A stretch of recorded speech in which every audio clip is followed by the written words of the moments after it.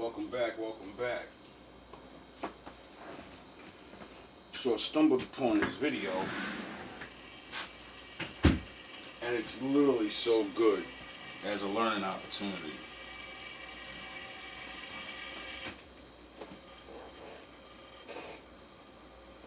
Especially for myself, because, you know, this white and black man thing and all of this, like, I've had theories for a long time that all white people are not racist. Do they participate in the games? Yes. Do some of them willingly? Yes. Do some of them unwillingly? Yes, because the devil is a liar. So some people don't know what they're doing because they got raised on it, and they keep them away from seeing certain things. That's why the middle class judge poor people. That's why the high class kids, they look at you like, oh, why don't you have a fucking good life?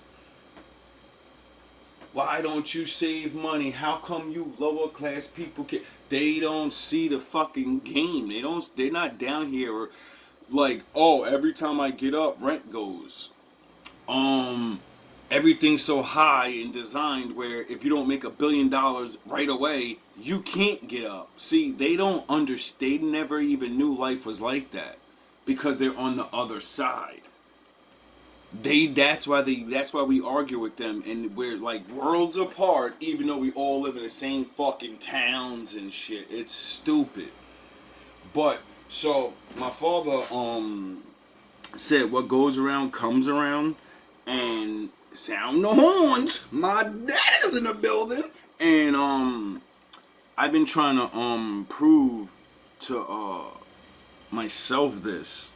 And when I found this white boy named Daniel, and he was not middle class, but he was more lower class, but was middle class sort of, like his family used to be, I guess, or whatever. But what this man's gonna explain has been going on to you for a while. They've been fucking you white boys up for so long, and you don't even get what's going on. Now, though, see, it's 2 generations past open racism, open, we gonna get fair advantages over these niggas and these Mexicans and these Spanish. We gonna do all these things, right? See, I did all those things, but I never really understood the game. Like, the ones above you don't like you.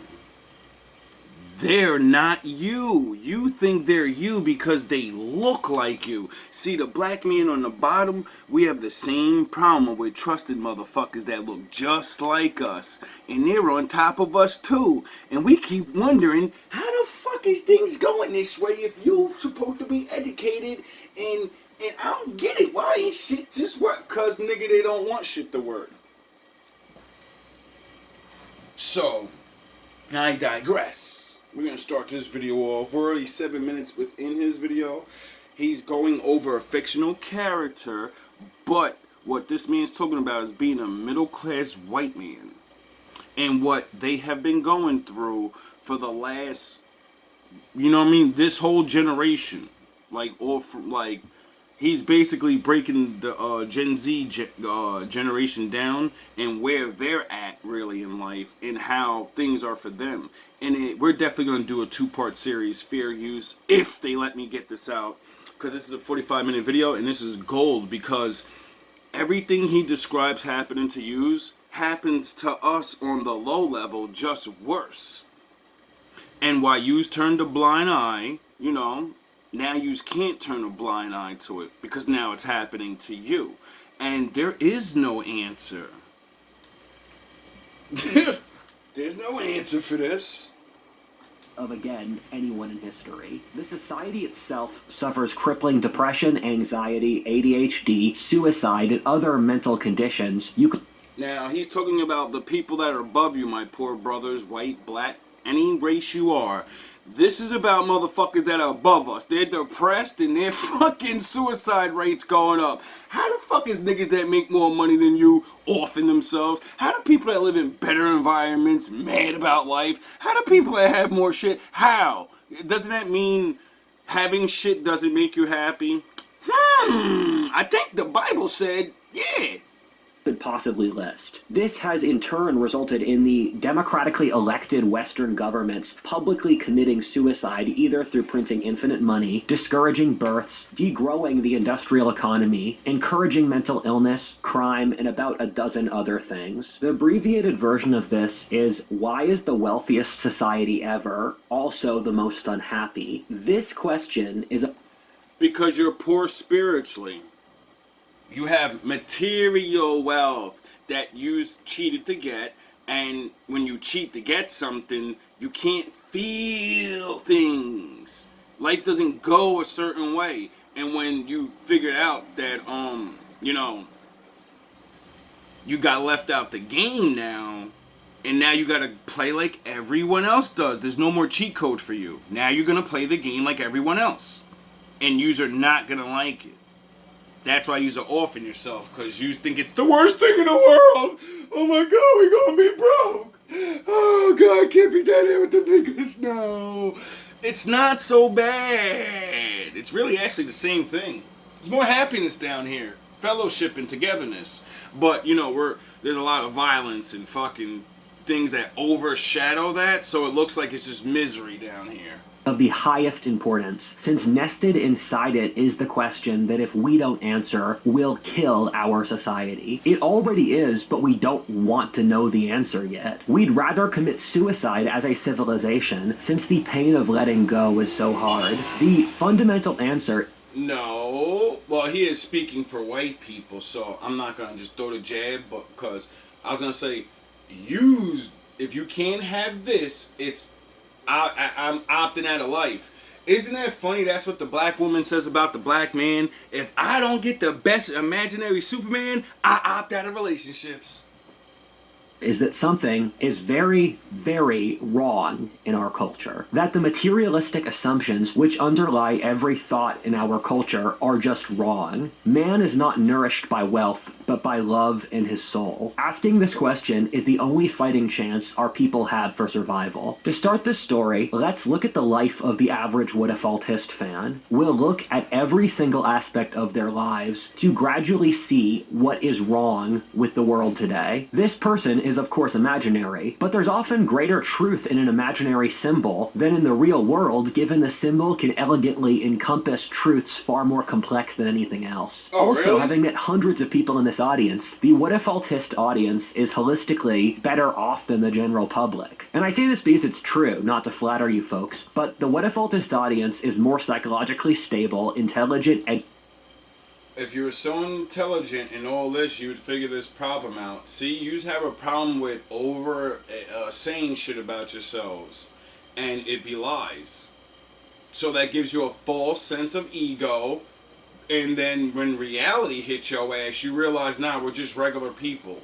We're not, my audience is the super intelligent, you wouldn't be having this fucking problem now, would you? educated, wealthy, and driven than the general public. If anything, this is a pretty generous look at the modern world and life today. About 95% of this audience is male, so our character is a man by definition, and a majority of this audience is American. Thus, our character will also be an American. Having met them, it's obvious that this audience is predominantly white, so he'll be America's most common ethnic mix of British and German ancestry. The state with the most viewers in total number is California, while the most populous city in California is Skip.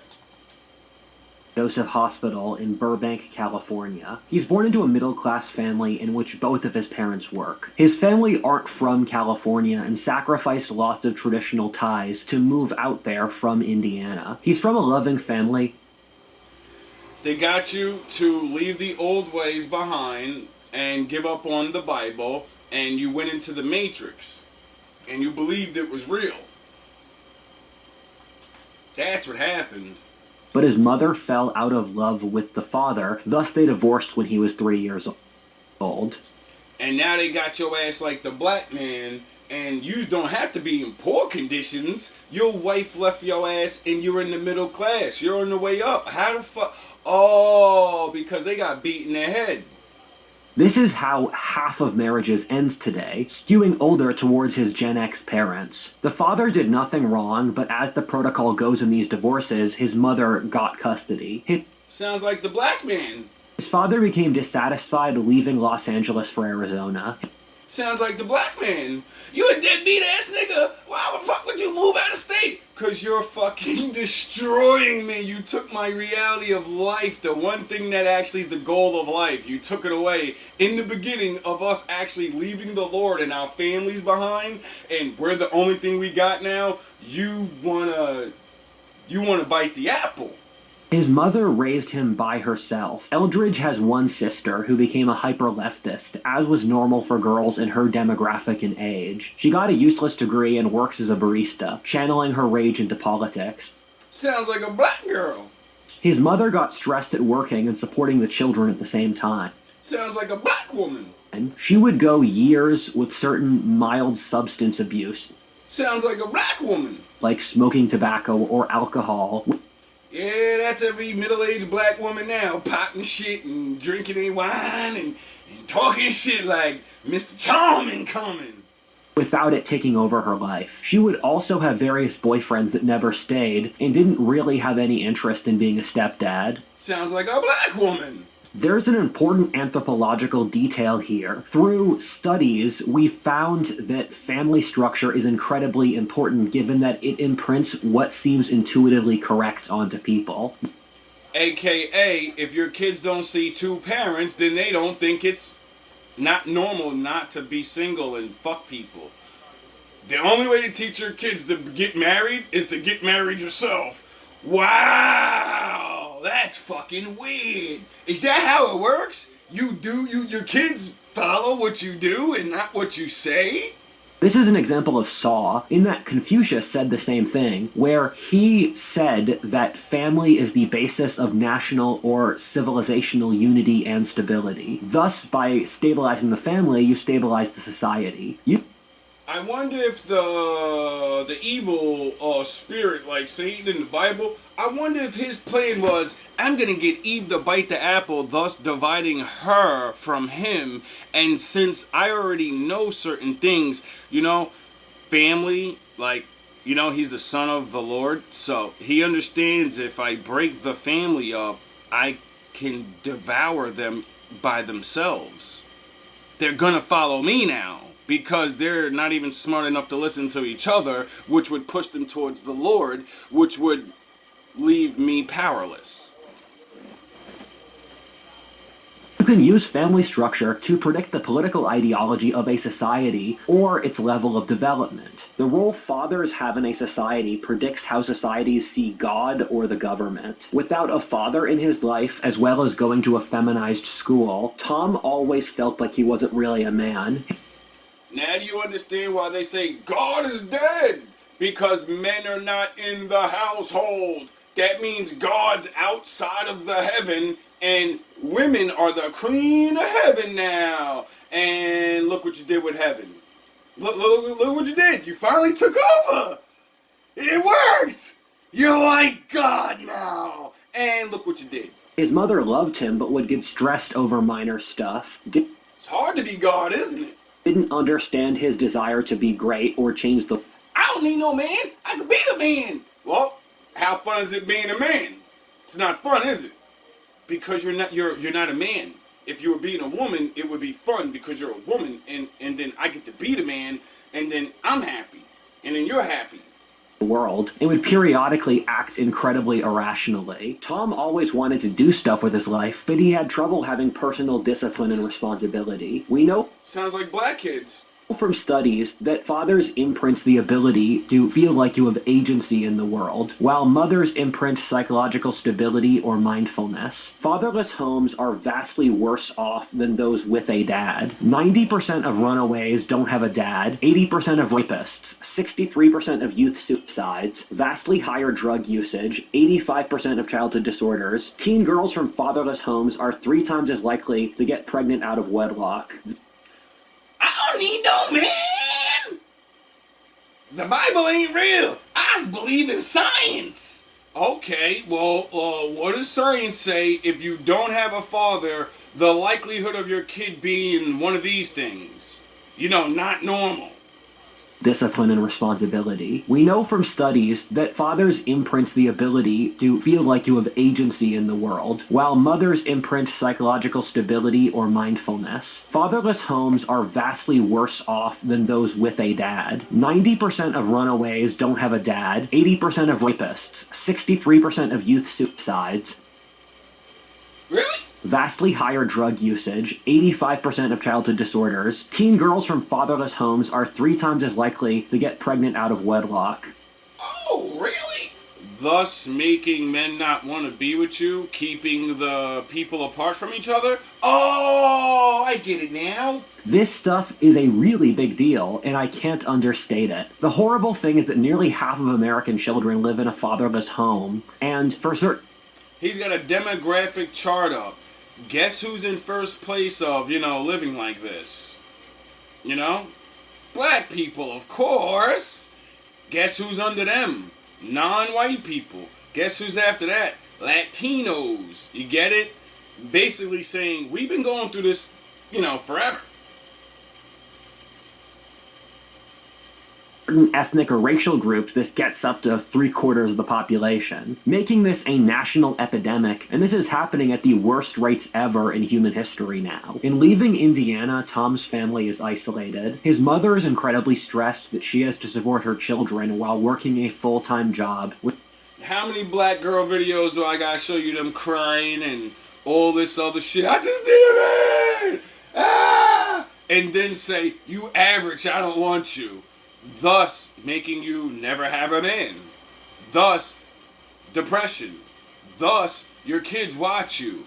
Thus, they copy you. Thus, we're fucked. With little support. She has 2 girlfriends that she sees once a month where they have a wine night, but neither are the kind of people that she can really expect to reliably support her in the hard times of her life. She went through a depressive episode after Tom left that she didn't tell anyone about until a year later. Keep in mind, Saw has consistently shown that interpersonal relationships are the most Wait up, you mean you could be in the middle class, lose your husband because you left, and then you're depressed even though, you find out life is hard? I wonder how all the other people that are like under you guys, when that happens to us, I wonder how much harder it is. Nah, it's the same. Important driving variable for happiness. Due to the stress of this, his mother would periodically collapse into hysteria when she became too stressed. She would be obsessed with completely inane details. She was a borderline helicopter parent, but not nearly the worst that Tom knew, especially growing up in suburban California. His mother would get very worked up over minor details like getting his school lunch perfectly right, and whenever he would stay with friends, she would call multiple times to make sure he was okay. From this, Tom has a sense of inner rage at never being able to develop his masculinity by doing brave stuff as a child. As an adult, he feels like he has potential which was never tapped. Keep in mind, I'm 2 years younger than Tom. The stories I have about helicopter parenting are absolutely horrifying. I hope you're still watching. Remember, Danny? Remember when I made you realize that? And I said, this is what the Bible's for. I'm gonna man your ass up now. You think it's a coincidence that we led the same type of life and, you're not middle class, And you don't think it's a coincidence that you, out of all the people in the entire world, all my black brothers and sisters in the world, and then my actual blood family, they all watched me rot. And you, a white boy that barely knew me, and because I told you a bunch of things about the Lord in 1 year, and you watched me go from living in the projects on the fucking floor, complaining about picking roaches off myself, and testifying the Lord in front of people, and saying all these things, and the Lord's gonna lift me up, and I'm never losing my faith. And then the Lord lifted me up, and I was living in a house, and y'all niggas was still living in the projects, remember? And then, the Lord brought my ass back, and then, because I either fucked up, or this is just the way it was supposed to be. I think it's just the way it's supposed to be. Because then I had nobody, and then I trusted a dumbass woman, and then she robbed me for everything, and then say, you get to go back to Jersey with absolutely nothing. Oh, you got nowhere to stay? Well, you better figure it out. And then the Lord the Lord came upon you. Remember? We didn't talk for fucking years. Just a little contact here and there. And then you called me 2 weeks before I had to go back to Jersey and live on the street. And you said, yo, I believe you about that God stuff now. Can you teach me? Can you be my preacher? Because I believe you now. I seen everything you did and it worked. And everything you told me about my family and shit, like, it hurt my feelings, but you were right. They don't know what to tell me. They really fucking babied me. They kept me in this way where I know I'm not a man, and ever since I met you, you've been talking about this path and this unlocking your fucking manhood and bossing up and fuck money and fuck all that other shit, man. You gotta boss up to boss up so you don't fucking lose your mind in this world. Remember? Remember how the Lord came and changed your life? And then you started growing. And then people got to your head. And then you shunned me away when I was at my sickest.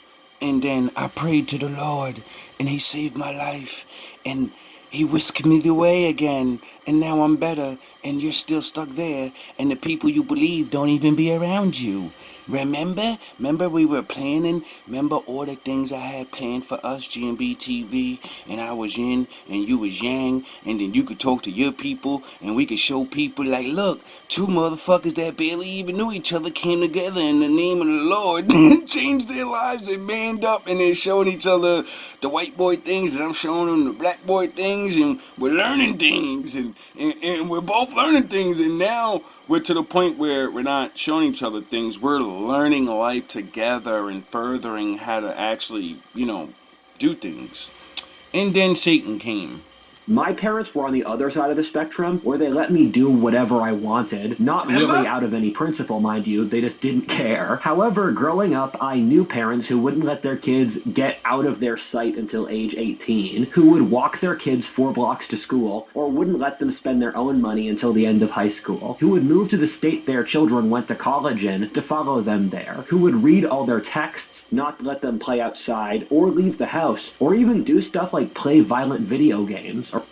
Do you realize that's how you treat your daughter? That's how you treat your daughter. So she stays feminine and soft. If you do these things to your boy, he's gonna be feminine and soft.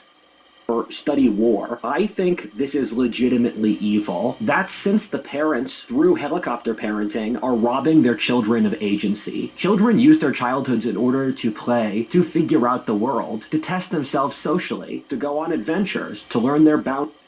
Remember how I used Call of Duty to get your manhood back? Even though you played Call of Duty, but you never actually seen what the fuck you was doing, and I taught your ass? Yeah, I bet you your friends and your girl and everybody tell you to get that shit up, right? It's a little good game and da-da-da. And I said, where else do you get to, actually be a man and learn shooting? Learn tactical warfare. So you can have the mind state of a fucking soldier man and not just a fucking delivery driver. Because, when you learn war, it doesn't mean you have to go do war. No, now you're like a policeman. Now I can protect myself. Remember I taught you that? Remember? You gotta be a fucking lion. Gotta be a monster. And then you have to control it. That's the way of the Lord. This is why Gen Z, or a major reason, why they have such cripplingly bad mental health issues. Right, as a Zoomer, I know these people, and it's crazy that loads of Gen Z can't go to work, ask someone out on a date, go on a call, a road trip, and are offended by someone who contradicts their politics. Remember, Danny, I was removing all of that from your brain, and I was teaching you how to get back out here in real life. Remember? And then right as it was working, right as you was about to break through fucking that thing, they made sure to get your ass away from me.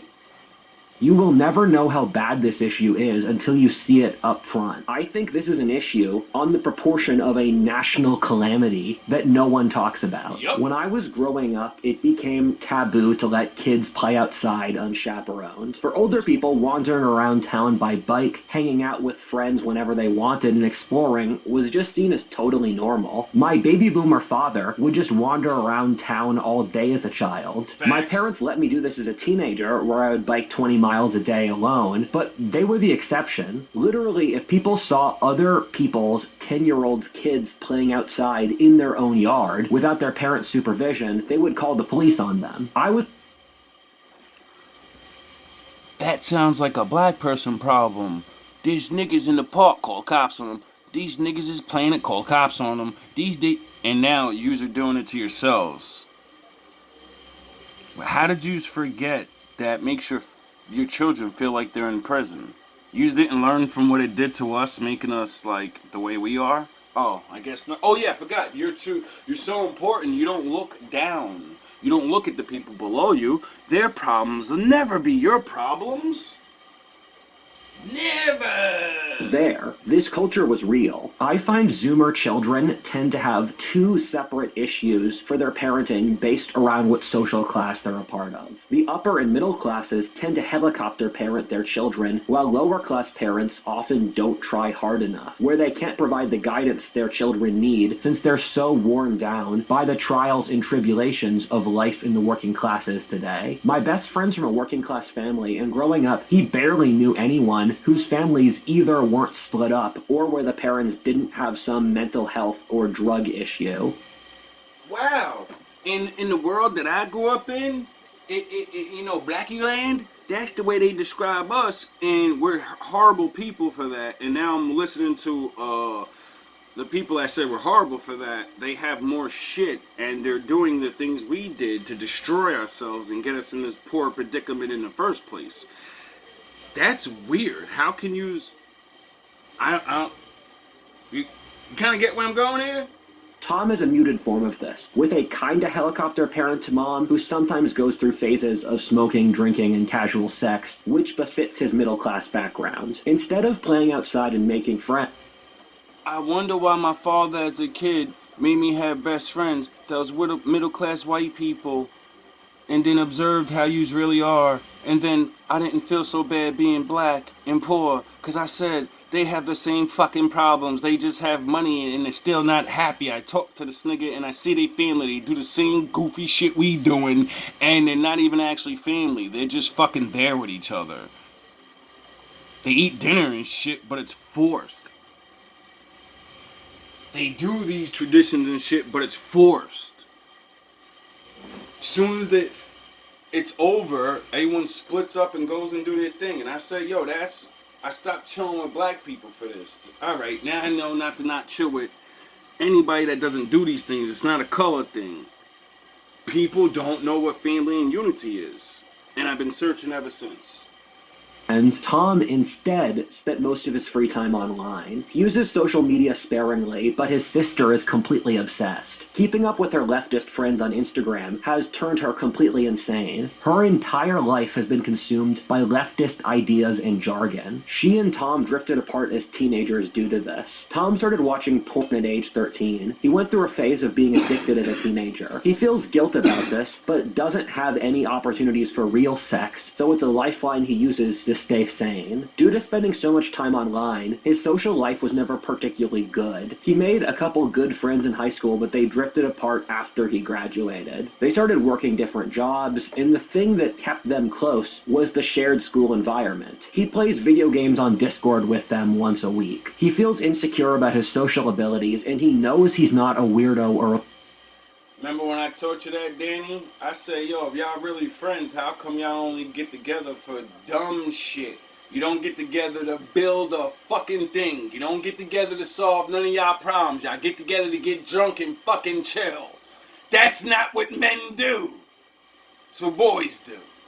loser, but he always feels like an outcast even though he rationally knows that he's doing average. Tom has periodic panic attacks which just hit him when he's not aware. For about a couple hours, he just feels complete panic and is unable to do things. He feels anxiety about random stuff in his life, like making his own choices, interacting socially, or even little stuff like what to eat for dinner or what to watch on Netflix.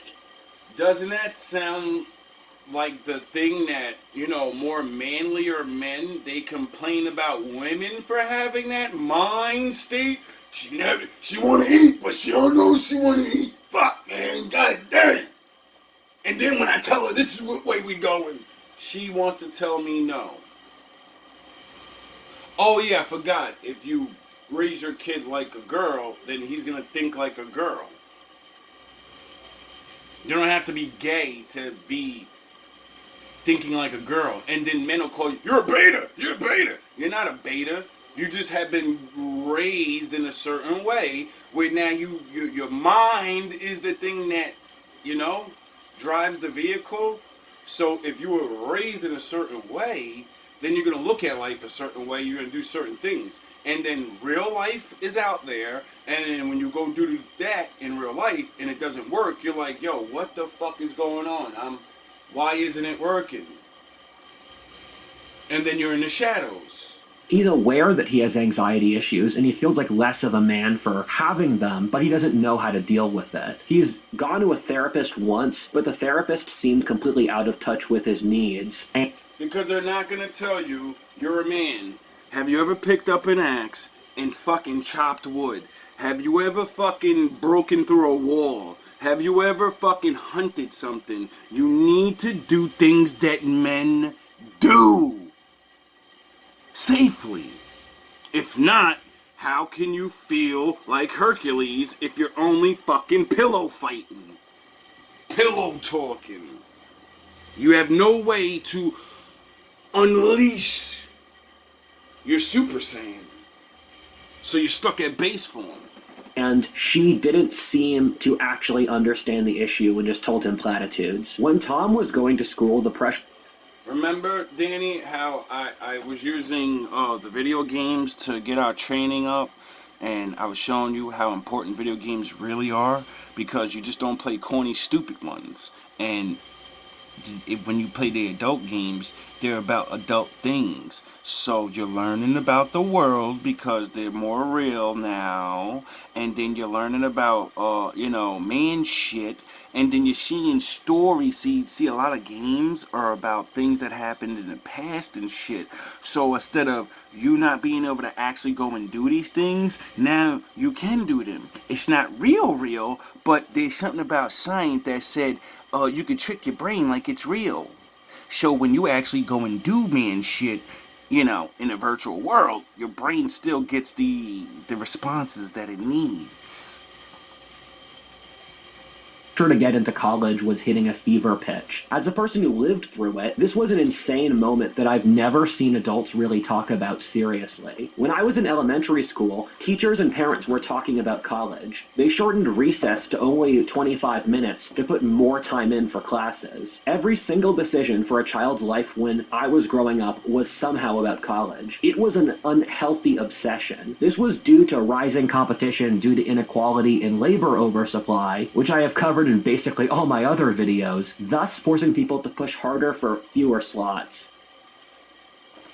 If you want to know where this is going, go look at China or Japan. I think it's Japan. I think it's Japan. See, they're having a real big problem over there because everybody has to be smart and everybody gets to compete, and then it just makes a bunch of people that went to school and go look it up. You'll see where we're about. Well, you guys are about to go, because we're not allowed up there. So we're gonna have a similar story, but it's gonna be a little different. Tom's mom cared more about this than he did. She would push him to get good grades, but didn't have the time, money, or skills to actually help him that much with this goal. Sounds like a black mom. You better get good grades. Can you help me understand these words? I got shit to do. What? What? You're supposed to help help me with studying. That's how the white kids get advantages, and that's why they get better grades, because they get taught by the adults in school, and then since their parents have structure and order, they have time to be with their kids and help them with their homework, and then they get to ask the questions that the teacher tells you, shut the fuck up. I said this, your parents ain't gonna do that. If they have the real answers, and you see you get extra education, and then while all the other kids are not constantly around adults, having adults explain things, how to learn, and how real life is, because we all know most of that school shit, we ain't gonna use it in the real world. So then when you have the adult training in school, and then the real life adults that actually see what's really you're going to use and what you're not, they can give you a push towards what you need to be focusing on. But, I don't need no man. Thus having her spiral emotionally when he didn't get good grades. She enrolled him in extracurriculars he didn't particularly like or care about to boost his college application. This was a huge thing I saw growing up, with so many kids doing extracurricular. See, we're broke, so we don't get extracurricular. We usually just, either have to just do harder, or, this is about when the drugs are, some gangs and the Matrix starts taking over. Because we start realizing it's like basketball or football. Out of all the people that try to get down, only one of thousands are gonna make it. So we just get complacent and say, I'm gonna have a regular fucking life. Or, these traps are gonna set in, I'm gonna fall for one of them, and I'm gonna be fucked. None of which they were actually that passionate about. Again, this was something my parents didn't really care about, and I feel fortunate about. Colleges use extracurriculars as a proxy for social class and assortative. Tom, when he was around age 12, was put on Adderall in a joint decision between his mother and the school counselor due to... And that was the beginning of the downfall. See, I don't know too well, I don't know too much about things, but I'm in the future now, and they do studies on things, and a lot of times people think things are gonna do this, and then we come to find out 10 or 20 years later, it has adverse effects because whatever, so. The attention issues because he had trouble sitting down for 8 hours a day in class. Later on, at the end... I wonder why a boy would have a problem with sitting down for 8 hours. Oh, because the Lord made us to be running around and getting our strength up. We're supposed to be wrestling and learning, and, we're supposed to be active. We're not supposed to be like women. A woman doesn't mind sitting down 8 hours a day. Why? Because they're not looking to break through a fucking wall in a tree. They don't have to go in the woods and wrestle a fucking wolf. So their body is, kind of made for that. That's why they're more soft and, we get more hard. Because real life. End of high school, he was put on SSRI, antidepressant medicine, due to his depression. God he found that neither of these really worked and was shocked to later realize that Adderall was a form of meth. Oh! So, you've been taking meth this whole time, as children. Okay. Tom, for a period in high school, followed this path. He went to school for over 13 hours a day by various proxies. This is since he spent 9 hours a day going to class, another 2.5 hours doing sports, then another 3 hours doing homework. This was something that I saw was the norm in high school. I'm still shocked people went through it without complaining or even acknowledging it. And this was completely normal for people I knew in school. It's a literal Chinese or Victorian work schedule without even the recognition that what's going on is hard or you're not even being paid for it. Not gonna lie, even though I afterwards became a successful professional YouTuber, I'm still resentful of what the school and social system put me through for literally no end result.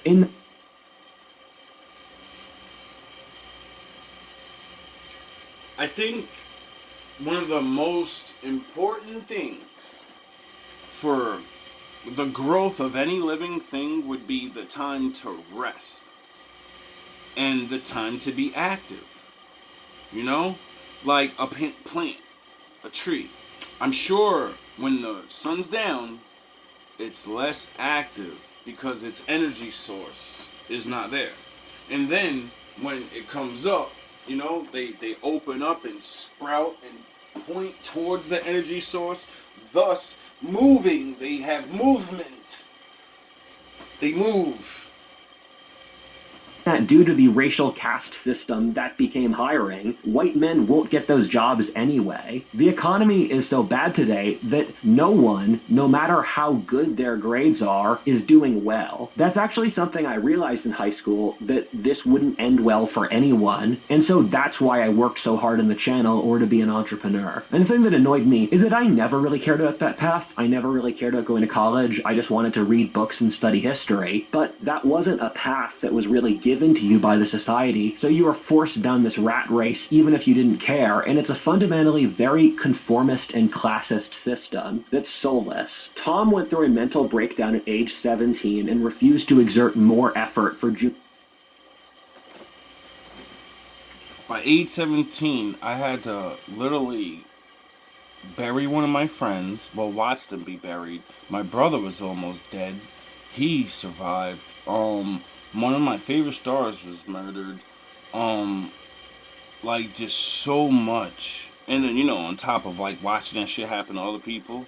And then, like, you know, the junkies and the hood life. And it's just, like, you get a breakdown at 17. I left my mom's house and slept on the street. And by next year, I had my own apartment. And I was an idiot. A lot of anxiety and a lot of, but the feel of, I'm a man. I don't need anything. I don't need to know shit. I need to get the fuck out here and get shit done. And then it works. Oh boy, you start thinking you're fucking Zeus or something. Start thinking you're a Super Saiyan. Junior and senior year. He realized that the system was stacked against him, either due to being a white male and also that people of higher social class would beat him at this game, no matter what he did. This made his mother incredibly resentful and was a long-lasting, real break in their relationship. Oh, the realization of the game's rigged and I'm up here, but how am I going to get up there where the desirable, what everyone desires, to keep going up? People in the bottom want to get to middle class. Middle class want to get to the upper class, and the upper class are good because, you know, there's no other level, I guess. I don't know. After 6 months of a depressive episode in which he stopped trying at school, he started using marijuana. He was permanently high for the final year of high school and still uses it recreationally ever since. Tom didn't particularly like school. However, to be fair, school didn't like him either. For as long as he could remember, the school system was run by radical leftists who told him repeatedly that white men should be held back across society. Over the time he was... Holy shit, that's weird. It's sort of like, that's what we were going through. And now you have to go through it, but that's... Wait up, why the fuck? We're not in charge of anything, so... What the fuck? What the fuck? In high school, they changed the curriculum so that by the end, all the humanities classes, and even a little bit of the STEMs, with the books they read in English, the history that was taught, and more, was all done through a hyper-leftist prism. When I was in high school, they made the entire history, English, and language curriculum around wokeness. They also put in a mandatory social justice week, and we had weekly assemblies about left-wing issues. Every single essay had to be about leftism. I'm from Pennsylvania, so this happened earlier for Tom in the more left-wing Los Angeles. Shout out to PA. I used to live up there. Tom learned to loathe leftism for this. However, his mom is a moderate leftist while his sister is a radical one. Thus, he could never talk about this at home, and they'd gaslight him and say it was all really good. The classes were incredibly boring and stultifying. They were lacking in any masculine vigor or excitement. I remember when I was in 4th grade, I drew a knight with a sword, and my teachers called my parents in as they were worried I might become violent. One time in 5th grade, I was arguing with my friends over the rule set in a certain board game we were playing, and the teacher said that if we didn't stop, they'd make us stop playing the game. Interest in the subjects men naturally like, such as war, philosophy, craftsmanship, or geopolitics, was... I wonder why men would gravitate towards the things men do. Legitimately discouraged. Anything that doesn't fit a feminine prearranged structure was frowned on, and people ask why young men are underperforming in school or the workplace. Also, just throwing this in here, when I was in middle school, I woke up at 5:30 every morning because school started at 7:20 a.m., and I lived in a rural area where the school was and I went to public school. My public school was half an hour away from my house. So the bus would pick me up at 6:40, drop me off there at 7:20, and I remember thinking to myself, what purpose does this serve besides to just make the students tired so they don't accomplish anything? Very observant. I think they call it sleep deprivation. And Tom has a similar schedule where he wakes up at 6 a.m. every day to go to class early, and almost everyone I knew in high school was operating off only 4 hours of sleep. And I think that's a pretty important detail. Another thing that I find strange in retrospect was that people in high school would brag and take pride in how much they studied and how little sleep they got. They would say, it literally took me 4 hours to finish this. I stayed up till 2 a.m.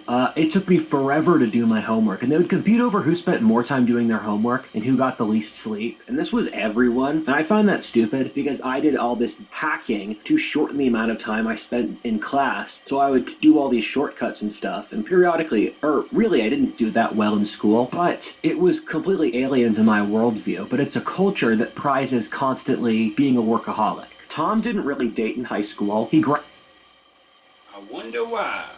Graduated from school a virgin, which is normal in that 1/3 of men under 30 today are virgins and 80% of 18-year-old boys. Tom didn't really date in high school. He graduated from school a virgin, which is normal in that 1/3 of men under 30 today are virgins and 80% of 18-year-old boys. We're gonna stop right there. I'm sure you guys has been it's a long ass video. We're gonna do part 2 shortly.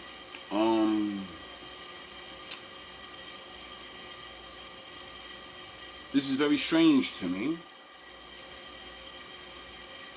that people from 2 different worlds, 2 different classes can be complaining about the similar things and at the same time thinking in their own minds they got it better than us. I remember I used to think that way, but just like this guy, I watch things and see things, and the Lord blessed me enough to be around people and ask questions, and then I start seeing that no, they don't have it better. And then I started wondering why. And then, just like he's, seeing the patterns and the things people do by like watching and seeing what everybody cares about and all that, I started realizing it's a mind state. And I need to figure out how to not be like that, because obviously it's not leading to happiness. All love,